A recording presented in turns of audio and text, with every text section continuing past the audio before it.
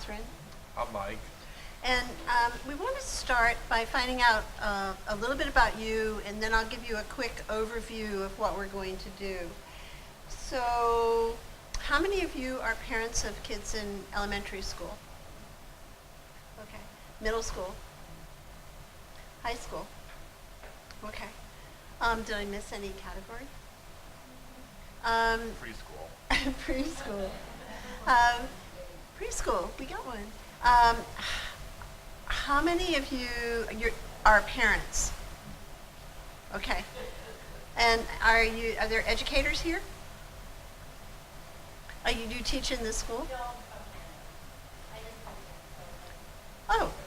Oh, okay. What part of Canada? Nice. Very nice. Are there any teachers within the system here? Or administrators? Okay, I figured, because you were helping me.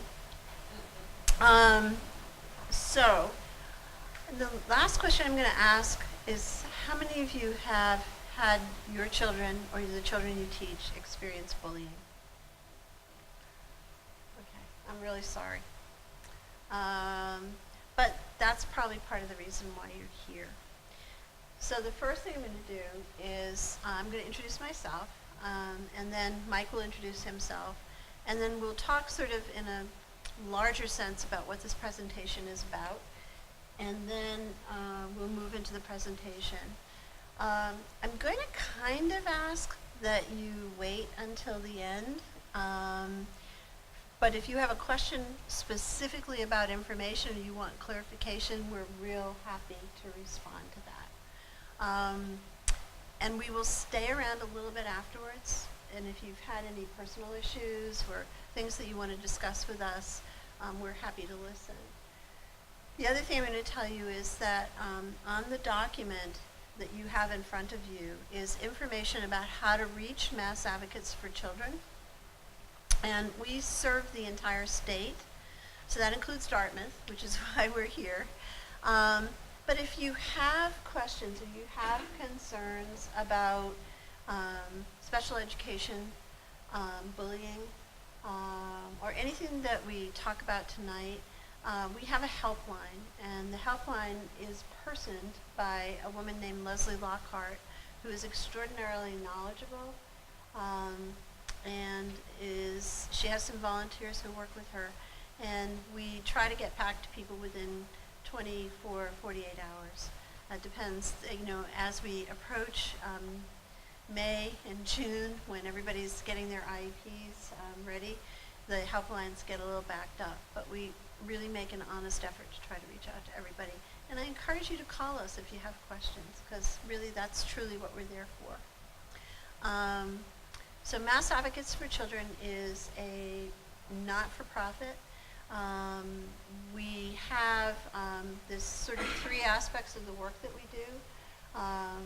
The first thing that we do is we listen to families who call into our helpline, and we kind of keep track of what we're hearing.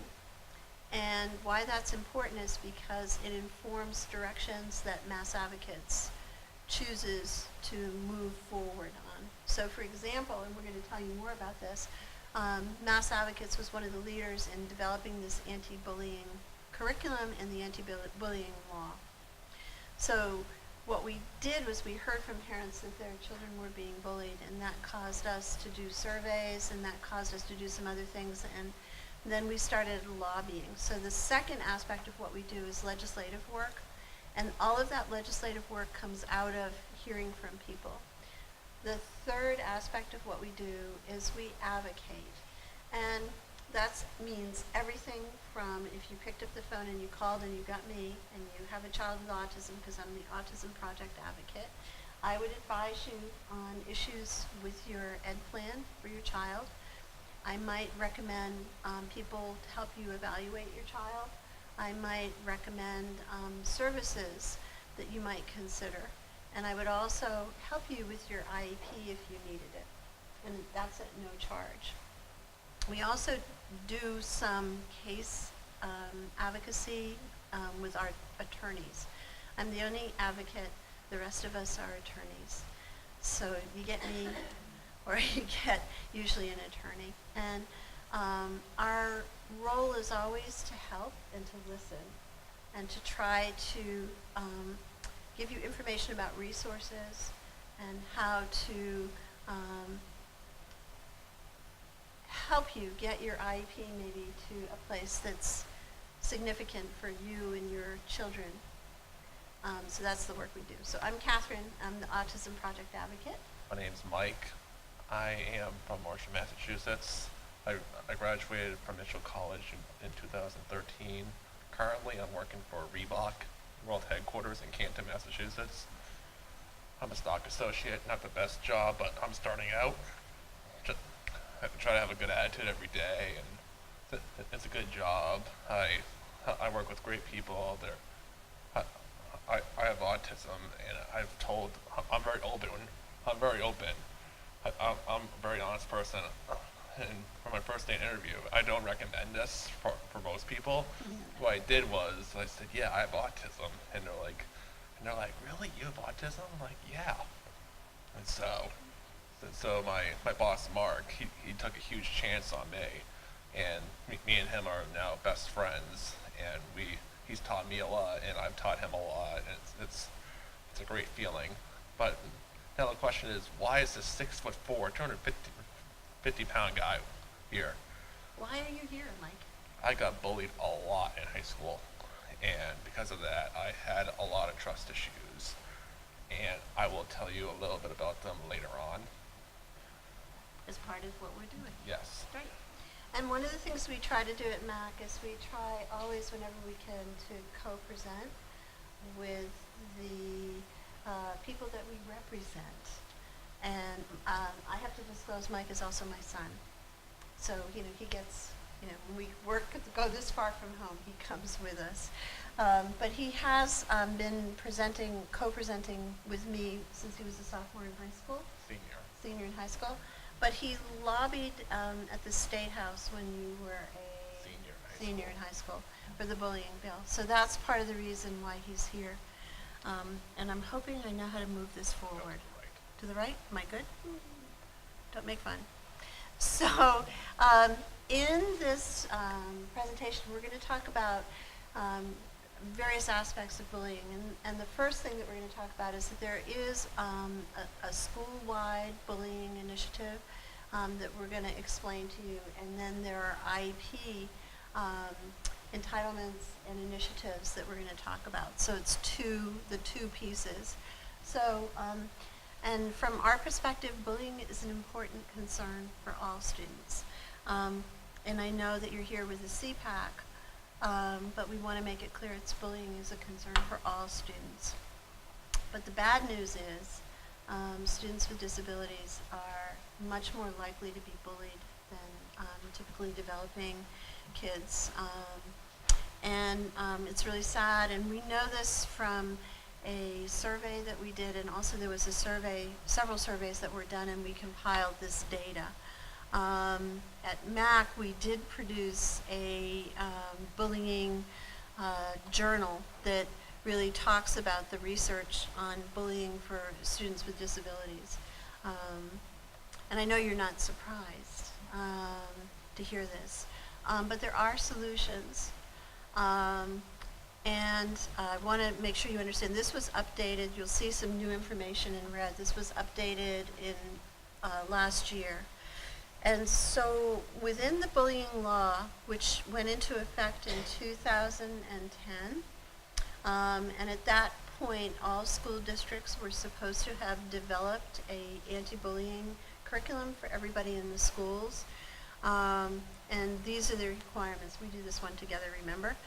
So bullying and retaliation are prohibited. There is a district-wide plan.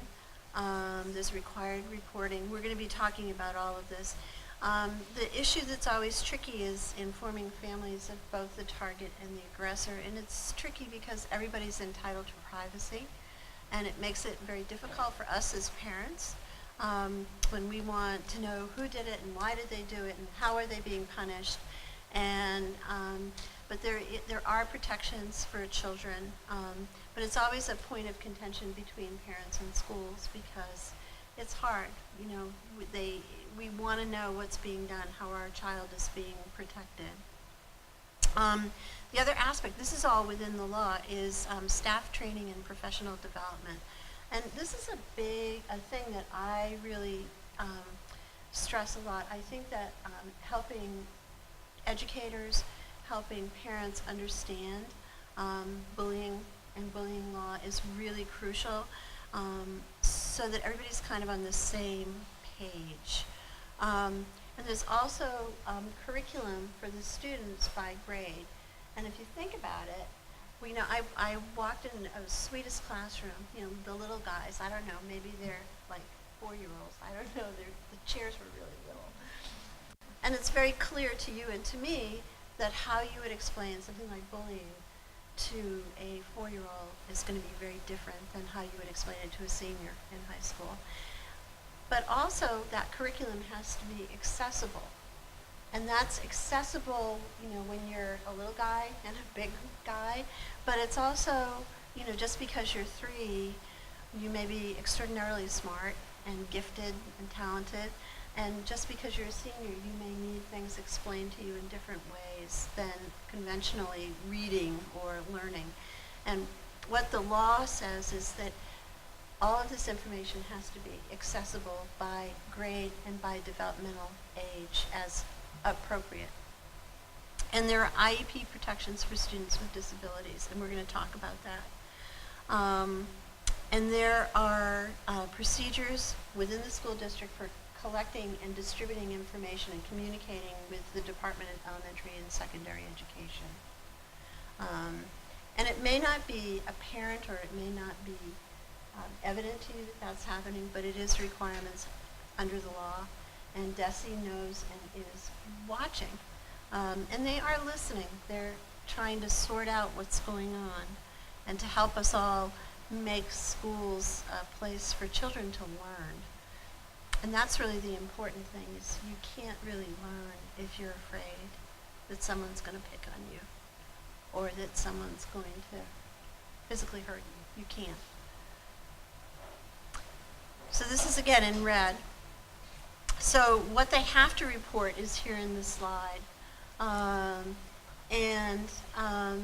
I believe this information is available through DESE on the website, so that you could look up this information if you chose to, and if you have a feeling that that's information that would be important to you.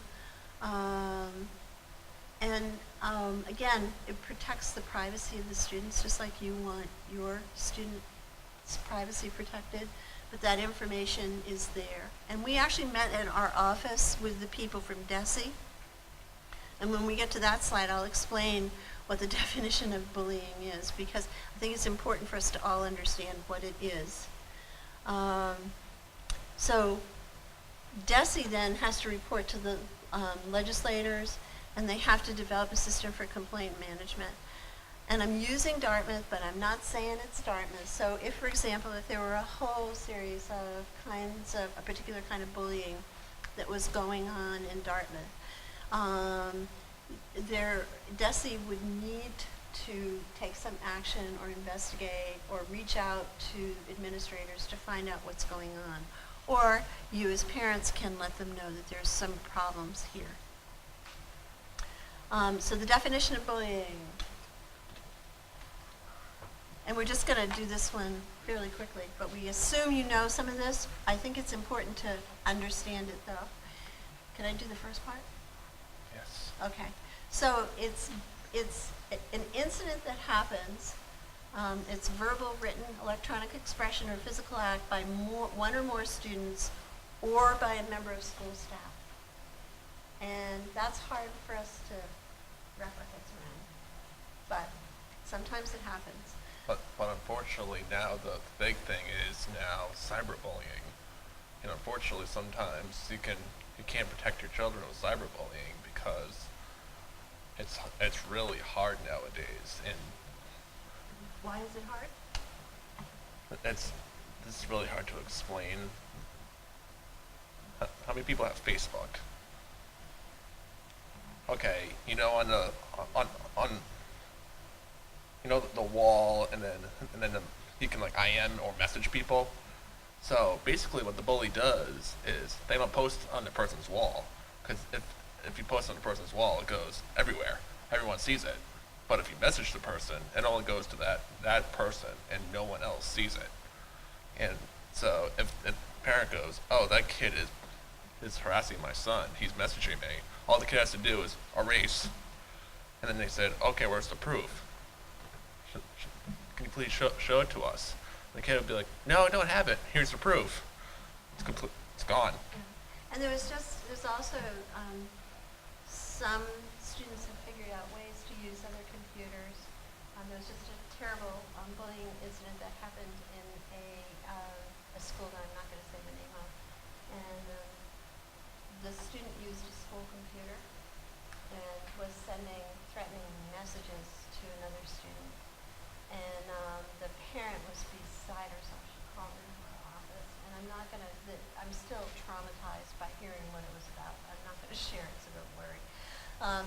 But my point is, they couldn't figure out which computer, so they couldn't trace it.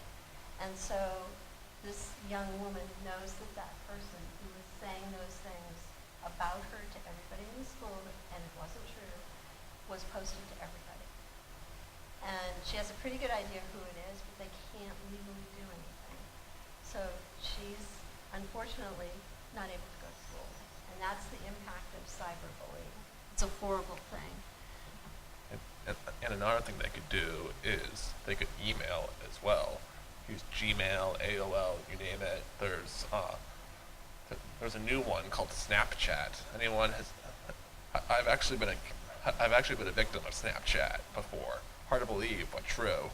I was watching a Red Sox game, and this guy in front of me was taking pictures behind me, making fun of me. While watching a game, he goes, "Look at this dumb guy behind me watching the game. Ha ha ha ha ha." And I was really close to like telling him, like, "Dude, can you please stop?" But I just ignored him. Right. It's always a good thing. So the definition of bullying, we understand what it is it causes physical or emotional harm. And that's easy for us to understand. What's more difficult is that it creates a hostile environment in the school. So in the example that I gave you about the cyberbullying, clearly that created a hostile environment because everybody was saying things to this girl as she was walking down the halls. But unfortunately, in some schools, there'll be an area where bullies will go. In my high school, there was a place. I'll basically call it the long hallway. The word is not very nice. Then don't use the word. So I'm not going to use it. So anyways. Mothers, we're all the same, aren't we? Anyways, the bullies just used to hang out there and just wait for people to show up there and just bully people. And there's bathrooms too that people will do as well. At least that's what happened to me in high school. So for me, the question is always, if we know kind of where bullying happens, why isn't it policed? And we will be explaining that as we work through this material. Yeah, I think if someone's in fear of being hurt, I want to go back to, we know that they can't learn, and you know yourself. If you're concerned about something, you're worried, and you're driving, say you're driving at night and you get lost, you get more lost because, you're frightened. So if you're frightened that somebody's going to do something, clearly you can't access the curriculum. And I think that that's a lot of the basis of this law, is to make sure that everybody can have access to a free and appropriate public education. And that's why, at least in schools, the world is a whole other thing, but at least in schools, we can hopefully protect our kids by both having a school-wide bullying plan and then plans that are in the IEP. This is also hard for people. That students can be vulnerable as targets and aggressors, and everybody is always anxious about this. And we're going to talk about this in the context of the IEP because some students have behaviors that disrupt classes, disrupt people. Some students have difficulty with their impulsivity and they say things. But within the IEP, without getting ahead, there needs to be serious benchmarks to help that student more effectively manage their behaviors so that they do not appear as bullies, or they can appear like bullies, but we know we're working on it. And it's really hard. It's really, really hard for people to understand that. And none of us, you know, if our children are impulsive or if our children don't have a filter, I don't have a very good one, so I feel a great deal of sympathy for people who don't have a filter. But, you know, we need to teach students how to be socially appropriate. And that can be embedded into the IEP. And this is part that you're going to really like. It's not just in the school that bullying is prohibitive. It's any location, any school-sanctioned activity. So, for example, the Friday night football game, which is a school-sanctioned activity. And for those of us with middle schoolers or young high school students, that's an opportunity that's just waiting for stuff to happen because large groups of kids are unsupervised. And so there can be all kinds of problems in that situation. But it's only if it's a school-sanctioned program. So if, for example, the Girl Scouts rent school space to do programming, the school is not responsible for what happens. It's the person who's doing the programming. And that's hard to understand because it's happening in the school, and I think there's some confusion about that. Now, I actually have a question for you, Mom. Yeah? What happens if there was a hockey game, but it's in a different arena? That's a really good question. And you know what? Nobody's ever asked that. And you know what? I think we need to do some research. Yes, we do. Oh my goodness. So I apologize. I don't know and don't ask me trick questions in front of people. But it really is a good question. And we all know that that happens because we've seen it on the nightly news when some parent gets out of control or some kid gets out of control. It's not like Allen Iverson, but practice. Not the game. Practice. Why are you talking about that? Because that's where because it's part of the school, and it's practice, so it's technically in the facility. Oh, so you think, you're talking about baseball, football practices. Basketball. And it practices, you're right, and that's another opportunity for bullying. We talked about this, that it's both a school-wide response and in the IEPs. Ooh, what happened? Ooh. Oh, good. Okay. And I'm going to go quickly through this part. Okay, when schools developed their anti-bullying curriculum, and I want to stress it has to be revisited every 3 years. So you don't just do it and leave it there and nobody has to think about it anymore. And I think when DESE was doing this, they realized that, like a lot of policies, if you're not reinvigorating it, it loses its interest and it becomes a non-issue. When this school district in Dartmouth, when they developed their anti-bullying curriculum, there had to be all of these people that were part of the team. So, for example, in Marshfield, where we live, I was a parent rep on the anti-bullying team. One of the local police officers. There were teachers. There were principals. So there were students. I can't remember if you did it. I don't think you did at school. No.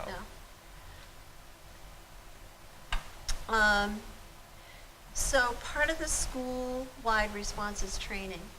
And I think it's really important for everybody in the school to understand what bullying is and what to do about preventing it. And it's not just the teachers, it's janitors, it's coaches. And we have a whole horror story to tell you about coaches. I'm sure you can't wait. But paraprofessionals, bus drivers, everybody needs to be informed about the bullying plan. And as I said before, it has to be age appropriate, developmentally appropriate. So, and it has to, be for every single grade. And I'll give you an example and this is probably a bad example, but if you have a child who is nonverbal, you would want to make sure that they understood the bullying curriculum. So you are required by law to make sure that that child understands what bullying is and how to prevent it. And it may seem like it's very challenging, but I was in a school in Boston recently, and they had a Mayor Johnson. I have it in my office posted because I think it's such a beautiful thing. And it was for a young student who was nonverbal, but it explained what bullying was. Do you know what Mayor Johnson? Yeah, I saw them in the school here. They're little images to describe just about every part of life. And they had developed a bullying explanation using Mayor Johnson symbols. So it has to be made available, and parents need to be informed about what the bullying initiative is. And also, another big thing is, I was actually a teacher's assistant for City Year in Boston, and they actually talked about online safety and cyberbullying to kids. And In what grade were you in? 4th grade. And they really try to drill it in your head, do not cyberbully. And they tell the kids how it feels, a cyberbullied and things like that. And So, and they helped the parents understand how to talk to their kids about it too. yes. So even though all kids know PIR is parent in room, it's kind of hard when you look over people's shoulder. But we all try the best we can, and if you're here, you're probably those parents that are trying. Now, this is something else that's confusing for people. All IEP teams must address bullying. The outcome is going to be different depending on the situation. Now, is everybody here? Everybody here has children with IEPs. Is that correct? Okay. So that answers a big question, and that's Desi that's saying that. All IEP teams have to address it. That doesn't mean that the outcome is going to be the same in every situation, okay? It depends on what's going on. I always hate this little chart because it's really confusing.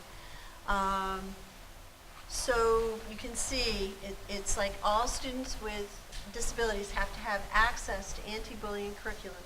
We talked about that. And access to reporting. That speaks to those Mayor Johnson symbols. That speaks to, I would imagine if someone had a disability like autism and really had a lot of difficulty interpreting what was going on around them, all students need to have access to the curriculum, understand what bullying is, and also be able to say, guys, I'm being bullied, in whatever way they can communicate. Okay? Now, and so all students means all students, but there are different sort of categories. So students who are vulnerable to bullying because of their disability, it has to be raised in the IEP meeting. And students with disabilities affecting social skills, because if you think about it, if you can't interpret what people are doing, you're really vulnerable. Or conversely, if you're someone who doesn't have a good filter and you're blurting, you also need to have access to the curriculum. And students with autism spectrum, because of the nature of their disability, all need to clearly have access to both reporting and the curriculum.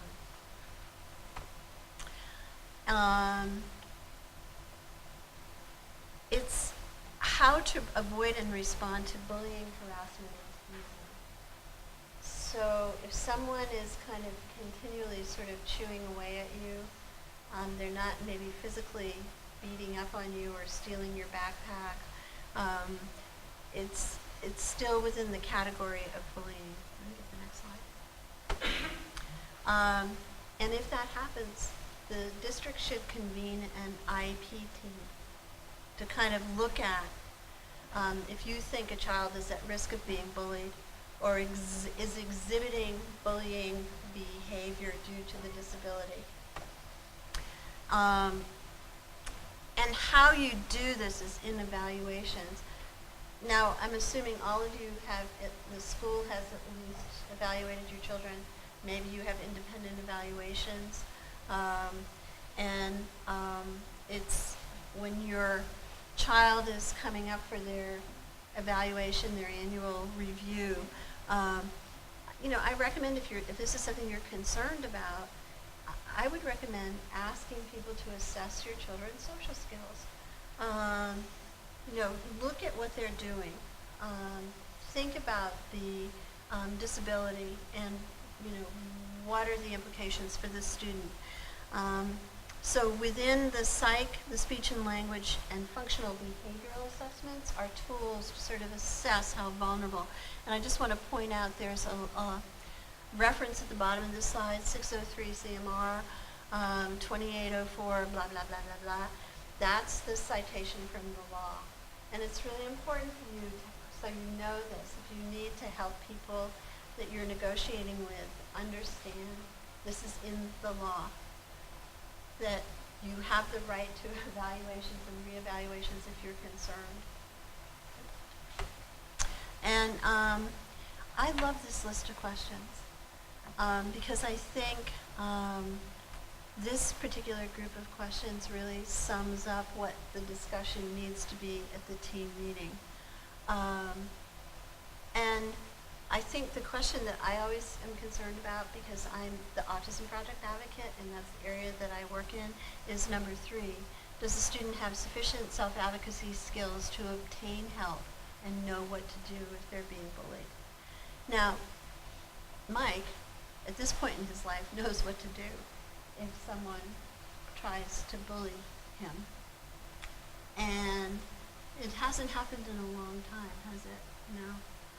Well, that's high school. Yeah.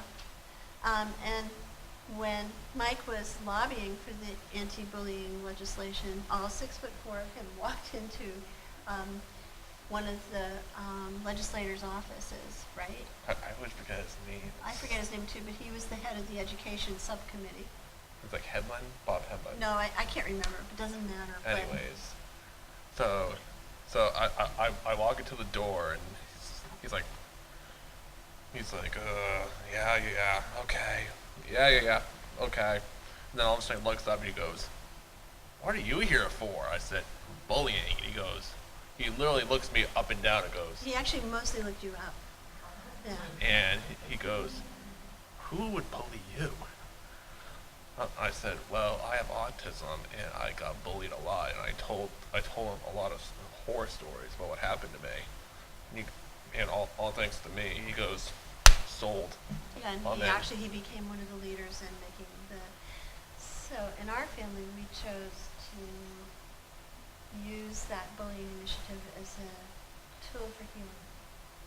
Because sometimes if you can really make a change in law, you can make a change in a school culture, it really is a healing thing. They can also change a generation too. Yeah. So that's what we did. You have to be able to do that. You have to get over being mad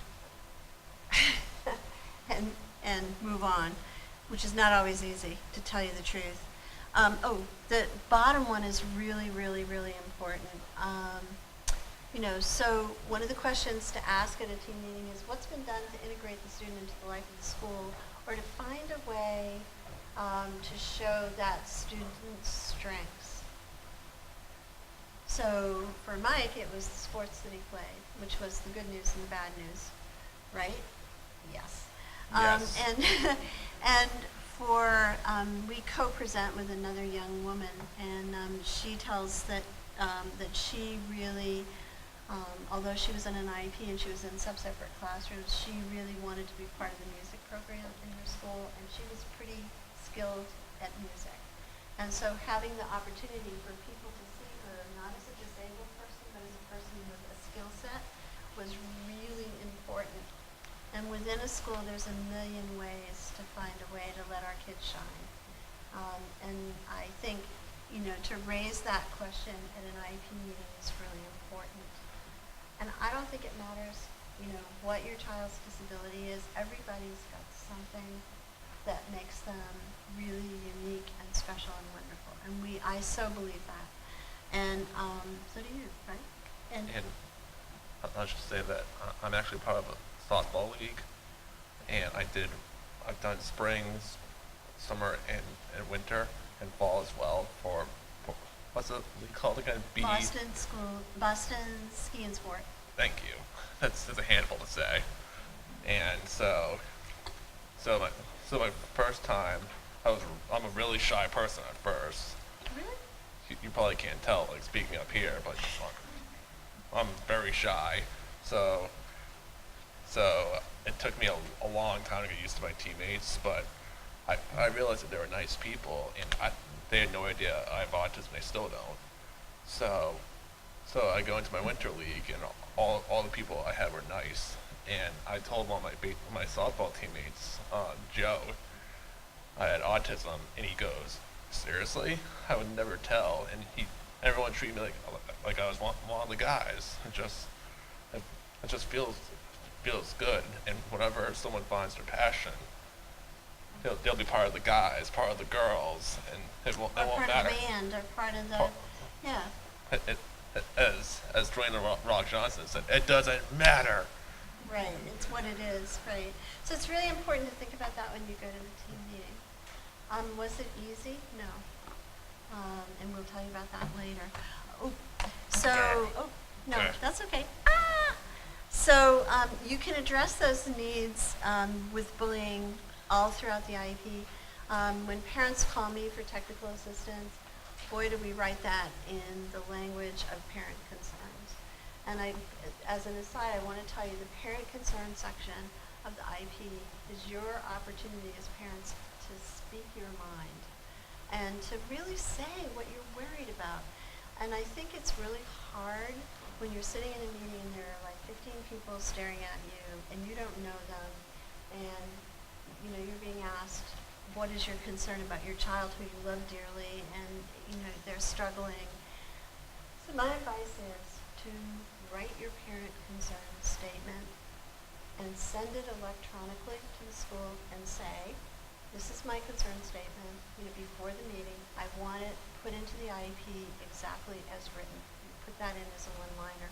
Because I think we need to communicate more effectively, but it's hard when you're one of 15 people and you get that sort of us, them sort of mentality. I had to bring somebody to my team meetings. I take care of the whole state, but I had to bring somebody with me because it was him. And it was so hard, and I broke down and cried in meetings, the whole 9 yards. So now I just advise parents, bring your concerns and bring your vision. What is it you hope, you expect for your child? And if you have bullying, if you have concerns about bullying, put that into your concerns. It can be in present levels of performance if we go through the IEP. It can be in the goals. It can be in accommodations. And would it be helpful if I gave you an example of an accommodation? Help me out here. I'll actually do one for when I was in 7th grade. I could not focus in the classroom to take a test because everyone would be done, and just what they would do is they would just go up and then they'll just be like, that test was boring, and they'd all be talking, and I'll be the last one done, and I felt really stupid, to be perfectly honest with you. And like everyone would be waiting on me. They're like, is anyone done? And the teacher would rush me, and I would be like, oh, it's Maze again. You've got to be kidding me. So I told my mom, I said, look, That would be me. I'm really tired of being the last one to be done. It's embarrassing. And kids were picking on you. Yeah. And not only that, the teacher was picking on me too. Yeah, the teacher was picking on And she scared me too. Which is Well, we're not going to go into that. No, we're not. We have a special name for her, which we're not going to share.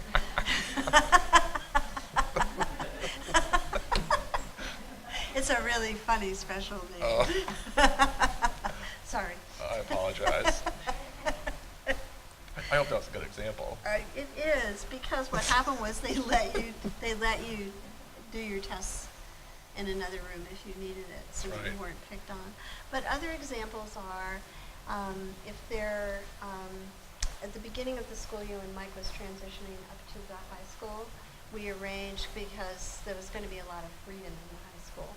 And so we arranged a special tour of the high school for Mike.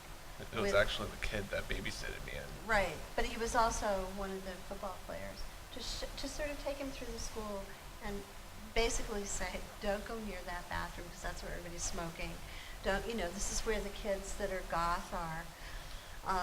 Just really help him understand where to go and where not to go within the high school.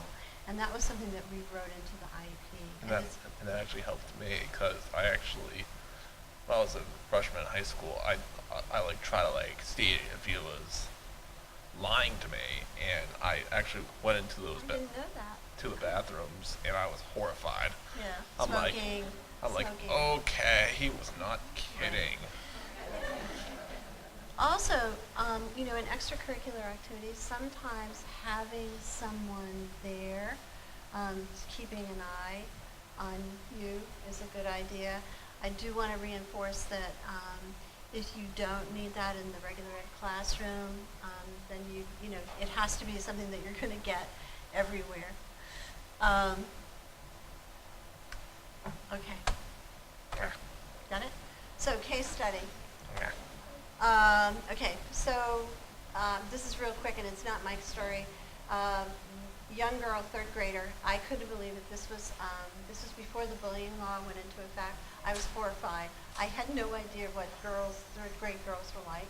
It's been a long time since I've been in third grade, but so the kids in the school she had Asperger's, were deliberately provoking her and doing things to her, like inviting her over to the table, and then everybody would turn away from her. They would, take her stuff and put it in other places. The girls, there were some needy girls who just really were taking out their stuff on her. And the end of the story is it took 3 team meetings and 2 mediations to straighten it out, but this was before the bullying law. But at the end, you can see the IEP provisions. There were accommodations. At times, the cafeteria was a particularly bad place. It was an elementary school. And so at the end of all of that, there were eyes on it. It was written into her IEP. There were eyes on her wherever she was in the cafeteria.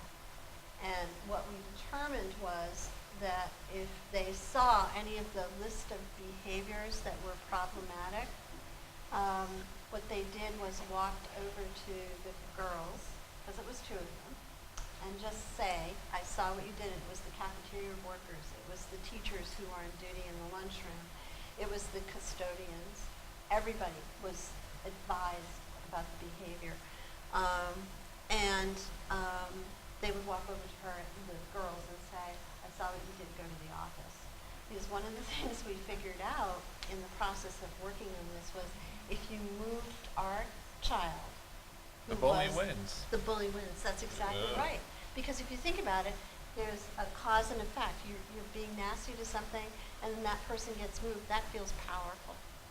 And so we really counsel people not to move our kid, but to move the troublemaker. That's not something you can put in an IEP, but it's something you can ask for. Identify staff. I don't care who it is. For you, it was Dan, Dan Carlin. who we name everywhere we go. He was the man. Let me just say. Well, what was his job? He was a guidance counselor, In the high school. and he was amazing. He was by far the best guidance counselor ever. I actually had a free pass to go to him every time I felt like I got bullied, and I would go up to him and like tell him what happened. Sometimes he would just be like, whoa, chill out, relax, you're overreacting. And sometimes he'd just be like, oh, I don't blame you. I'll be mad too. I don't blame you for sticking up for yourself. And I used to tell horror stories about what happened to me in football as well, and he would defend me, or he'll try to make me laugh, tell stories. But it's important to have a person, and whoever it is. I mean, I don't think it needs to be a guidance counselor. It can be a classroom teacher. It can be an aide. It can be the nurse. But there has to be someone that your child feels that they can trust and go to. And another person I trust was my offensive line coach for football. He was also a teacher there as well. And every time I had a problem in the school, all I did was I went to him. I said, look, this person is making fun of me. please do something, and he would do something. The other thing is you have to make sure within the IEP how leadership is going to be involved in any sort of bullying situation. So, often it's the assistant principal, and that person needs to be informed about your child's IEP and what are the disability-related needs that they might have when it comes to discipline issues. Because so often, it's like Mike said, sometimes it would be his misinterpretation of something, but it wasn't always. Sometimes it would be somebody else's aggression, and so they needed to understand. And also, they needed to understand that Mike could only be pushed so far before he was going to react, and so whatever happened needed to be mediated in some way. Although he was pretty good. We're a pretty passive family. We try to. We try. We don't always win. So training, it's clear what that means. Staff training, so that if there's a student with autism, for example, or a student who has a disability that affects their ability to interact or understand social encounters, people need to be trained in how to work with them. And there has to be consultation. When I'm the advocate, I'm all over in the service. You all know what the service delivery page is, right? I'm all over that. And sometimes our kids just need a consult. Maybe it's the speech language person, even in middle school, who's giving a consult to the teachers so that they understand that what may look willful is not. It may be confusion, or just so people understand what's going on. I think it's really important, and also that everybody's mindful of what the needs are of our students.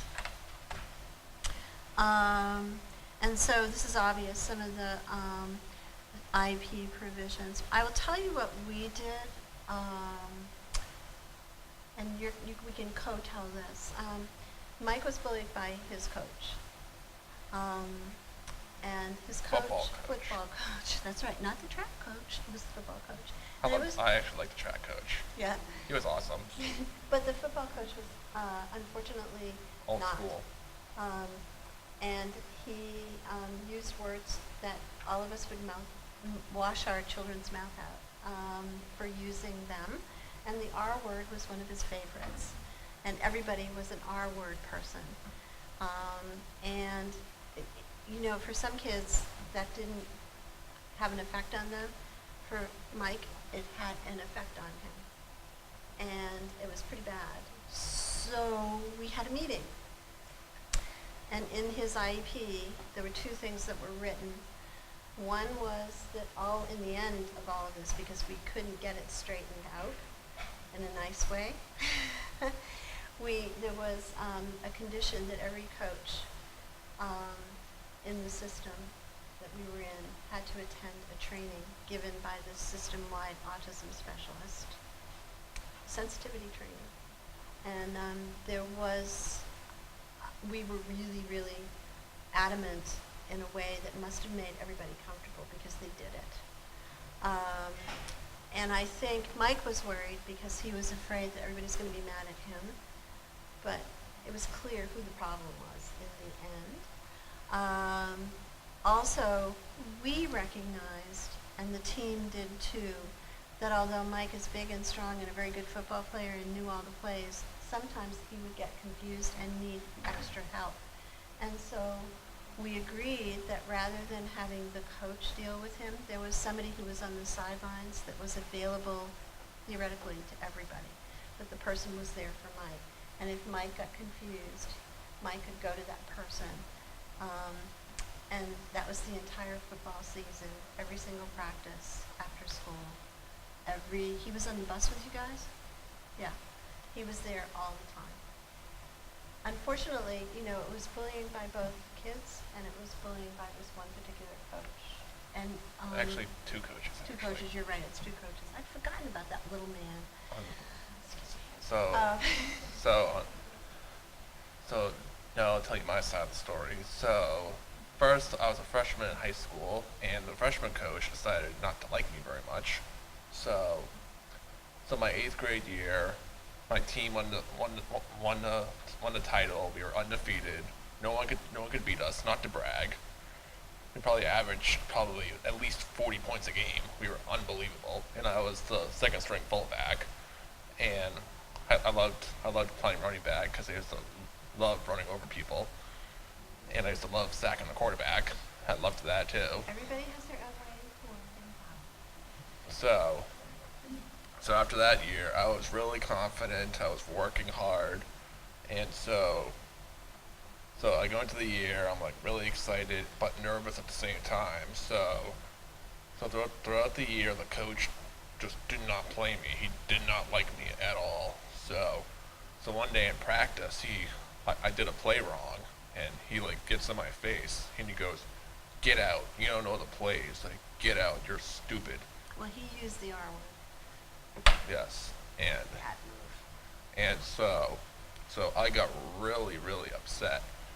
And one of my best friends, Brandon Chapel, who I always mention him. Hi, Brandon, if you're watching, of course. So he goes, so I'm crying in the locker room, and he goes, I'm crying, and he goes, "What's wrong?" And I said, I'm gonna quit. I can't deal with this. And he looks at me and goes, "Don't ever give up. Don't let them win. If you quit, it's not gonna be the same." And I said, "Wow, I can't believe that I mean this much of the team." He goes, "Yeah, we're all family." And so what happened is my mom, right there, she was very angry. So she called him out on it, the coach, and he goes, and she goes, "Okay, my son knows the plays." And he goes, "No, he doesn't." How could he know the plays, given who he is? Such a stupid thing to say. Or to any of you. You know, what a stupid thing to say. So he tells me a play, and I told him exactly where to go.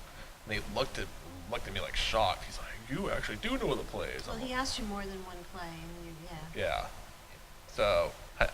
So this was after, I forget where we were playing, Dennis Yarmouth, and it was after the varsity game. We were happy, we won. We're like, yes, we won. We're about to celebrate, and we do is we take a knee around the coach, and the coach goes, "Yeah, congratulations." And I was on the JV team, and JV plays on Monday.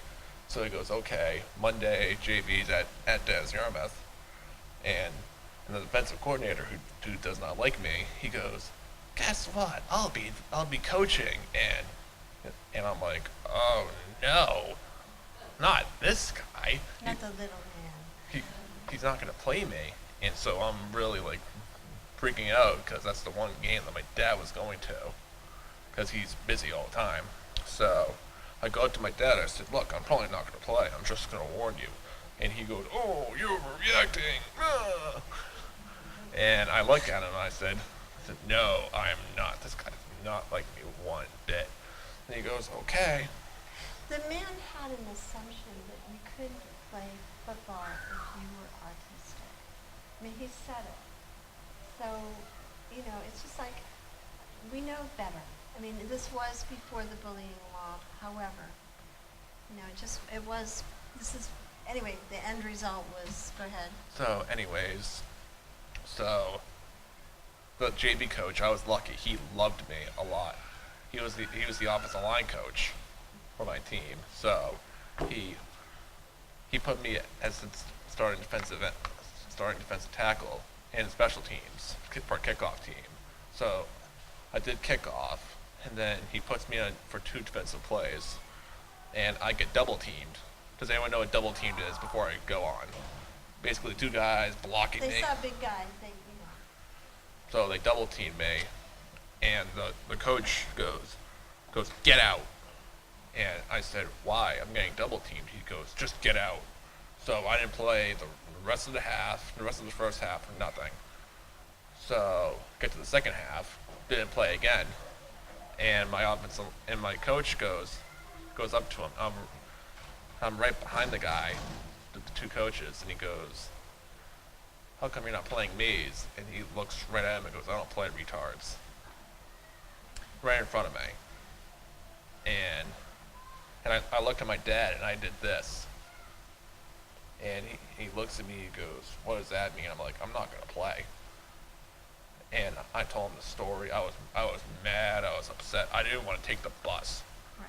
That's how upset I was. So at our team meeting, what happened was we brought Mike's neuropsychologist, and the coach said Mike was not telling the truth. And at that point, Mike really couldn't tell lies. Now he's better at it, which is kind of the good news and the bad news. But at that time, it's true. You were terrible. Well, you're still a terrible liar. No but comment. But, so that was the first thing. And then, of course, the fact that he was disabled came up, and we didn't want Mike to hurt himself. And it's just like, how are you making that judgment? You know, his parents, we're saying this is okay. He knows the place, he can do it. And the end result of that was training for everybody. So that's a tool that you can use, that story. In the IEP, it's social skills groups. You know, you can teach anti-bullying through social stories, role plays, and in social groups. So that there are all kinds of ways within the IEP to help. And to teach a student how to address bullying in a safe way. You know, when do you walk away? When do you say, knock it off? You know, when do you look around, make sure that you know that, you know, you've got some backup. I would actually recommend role playing. Basically, you would pretend to be the bully, but not like physically hurt them. Just like you know what I mean? Because a lot of people with learning disabilities, they're very visual. So if you show them, in a nice environment, of course, and just try to show them. What bullying is and how to walk away. Yeah, exactly.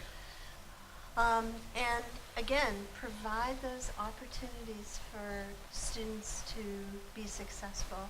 Mike was successful with the track team. That was awesome. It was a really good experience. He was successful in Key Club. You were successful in lots of ways at school. I was successful at, I think what else. Well, you got good grades. Being a good friend, I guess. Yeah, you were. You did. But to develop self-esteem. And again, that lobbying that he did really did a lot for his self-esteem. More provisions. So the way this part works, and you have it, is it goes through each aspect of the ed plan and helps you to develop IEP goals. You know, providing what Mike was talking about, supported and monitored opportunities to develop social skills in the gen ed setting. You know, people need to generalize skills, and they need to be given opportunities. Often, and this can be an IEP goal, you know, really explicit instruction on how to deal with situations that come up. Are we running out of time? Are we good? Okay. Develop a safety plan. Safety plans are really important. And, you know, I don't know what your situation is, but having Dan Carlin, somebody he could go to and talk, and that was in the IEP. And don't forget Crescent-Ruka, too. And his, ultimately his, I forget what his role was, one of the coaches. And the safe person cannot be chosen by, I mean, you have to have input. And it, you know, it may be that it can't be the superintendent of schools, or it may be that it can't be somebody because they're not available. But I really think, you know, for Mike, when his first guidance counselor was assigned to him, he was new to the school, the high school. Are you talking about Drew Carty? No, I'm talking about the other guy, Oh. who we're not going to say. That guy. But the guy didn't understand autism, and he didn't, he was new. There was just a whole lot of stuff that really, so we asked for someone that was more experienced and had worked with students like Mike before. And that's Dan Carlin. And that's Dan Carlin. His name we will say. Yeah. And an individualized plan to communicate with staff, which was part of what Mike did, or the school nurse, or whomever. So again, when you're going through the IEP, Look at places where you can teach the skill of communicating ably about bullying. Help our students learn to advocate for themselves. You know, and the first step of advocating is walking away. The first step of advocating is to identify, let me go back 3 steps, is to identify what's bullying and what isn't. Because for some of our kids, again, I work on the autism spectrum, so it's many of my kids just don't get it because they have, it's part of their diagnosis, that they have difficulty understanding other people's intentions. You know, and the part of this I like the best is really have the IEP talk to each other about, is it a teachable moment or is it you need to discipline? And I think a lot of times to use a teachable moment, make it, how can we help you not to do this again? Or how can we help you to feel better about yourself and not have to deal with this is really important. There is a resource guide. Again, in the bottom, you'll see that there are resource guides. Parent training on the bullying curriculum. You went right through that. Yes, we did. Yeah, well, parent training. It's clear for you to understand that it's also not just an IEP, it's 504, you have protections against bullying. Particularly if the bullying is based on disability. And that was part of what helped the school that we were in. We felt that the bullying by the coach of Mike, because the kids are kids, that's not an excuse. The coach was the adult and he should have known better. And it was really harassment based on disability, which is really serious. It's really serious. And that coach also encouraged. He actually encouraged us to fight with each other in practice. Every time we fought, he goes, "Attaboy, attaboy, yeah." I love this attitude. And a couple of times, I'm not gonna lie, I actually punched some of my teammates during practice, and I'm ashamed of it today. But that's unfortunate. That's what the attitude was. It was the culture. It was the culture, unfortunately. Let's see. So steps you can take. This is really important. If your child is being bullied, document. Okay, it's really, really important. Document. I know. Help your child to communicate. And so people will say to me, my child is nonverbal. How do I help them to let me know? Well, you know, your child starts not wanting to go to school on Tuesday. And That's a hint. It's a hint, you know, what's going on? What is it about Tuesday? Ask yourself that question.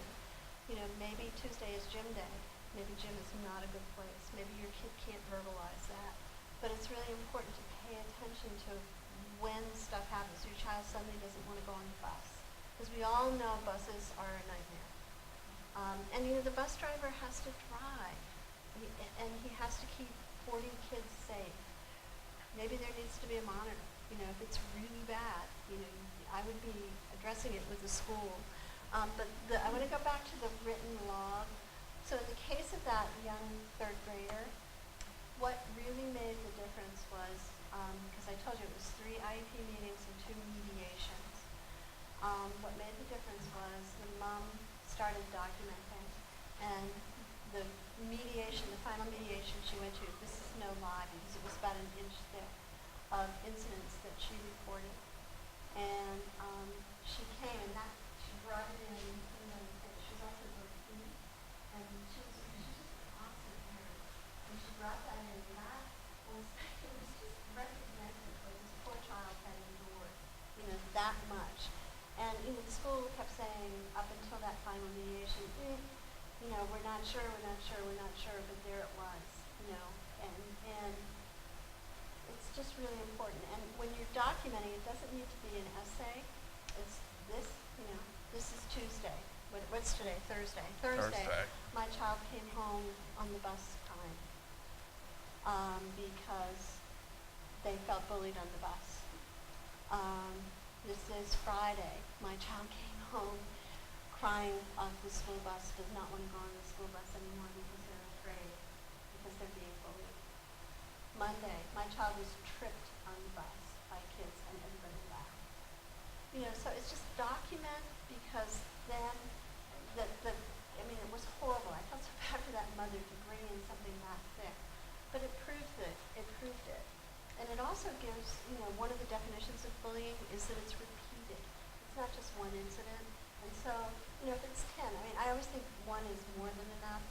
But if it's 10 and you're talking to an administrator and you've documented it, it's much more powerful. And it's just simple. This is what happened. What can we do to help? I need help. Or convene. It's one of the regs. Convene a meeting. If it's happening, convene. We need to address it. Meet with leadership. Meet with the principal of the school. How can we help create a better climate? What do we need to do? And, it says communicate with the school in writing. And a lot of times when people call MAC, I'll say, put a CC and me on it, because you're telling me, I want people to know that you're telling other people, so that they know that you have people that are paying attention. And request an IEP review. Within the document that you have, this printout, it tells you where in the IEP you can address bullying. You can address it in multiple ways, but you've got to start by convening the team, and they have to meet with you. Okay, that's in the regs. Okay, they have to meet with you. And prepare. Make sure your student can come to the meeting if they're 14. If you have to have them write something ahead. I just was recently so surprised. I am the advocate for a 20-year-old young woman with autism who's really not a real able communicator. But I asked her parents, because we were talking about transition, I asked her parents to have her write something to bring to the team meeting, and she wrote 3 pages. And it was so powerful. And I watched the people around the table, they get used to hearing us go blah, blah, blah, blah, blah, and maybe they don't listen to us as effectively. But if you can bring the voice of your sons or daughters, whether it's, a document in writing, if they can come and present, that's even better. I've seen Leslie Lockhart's daughter do it. She has severe CP. She's done it with assistive technology, and it's so powerful. So figure out, how to get your child's voice at the meetings. Mediation is always a good tool. I believe Kathy Burris is the mediator down in this area. I love working with her. She's awesome. And she helps to make sure that everybody's communicating with each other and that nobody's screaming. So as parents, we can feel safe. And sometimes I think the school district needs to feel safe too. There's also hearing. There's program quality assurance. You can file a complaint with PQA. And if it's disability-related bullying, it can be reported to OCR. So there's lots of tools. But the first tool is, as Mike says, document. Document. Document. It's kind of like location. Yeah. Document. So, can I say a little bit about your history? Sure, yeah. Okay. We're just about to conclude. I'm going to ask you to fill out something. But before I do that, I want to tell you, Mike did not speak until he was 7 years old. And I'm so proud of him because he's worked really, really, really hard. He is a shy person. I'm clearly not a shy person. But for me, I just appreciate your attentiveness and how wonderfully you were listening to us. We enjoy each other. We enjoy doing this together, and